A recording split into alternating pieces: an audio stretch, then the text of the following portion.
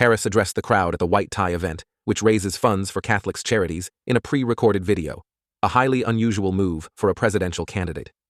It has become a tradition for presidential candidates to speak at the event since Richard Nixon and John F. Kennedy appeared together in 1960. The vice president is the first presidential contender to skip out on the dinner since Walter Mondale in 1984. "I guess you should have told her the funds were going to bail out the looters and rioters in Minneapolis, and she would have been here, guaranteed," Trump said.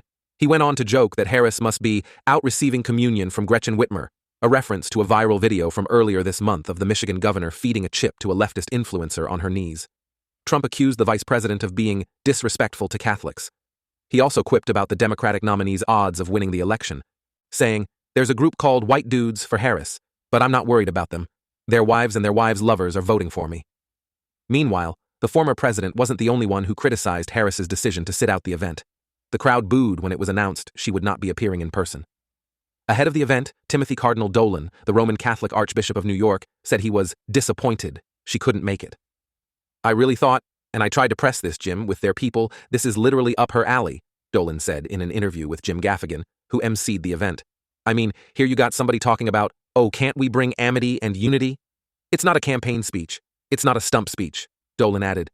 "Now, some candidates might use it for that, but that's not the nature or purpose of the evening either. You know, Ronald Reagan's line was, 'The Al Smith dinner is the rare time where politicians act like statesmen.'"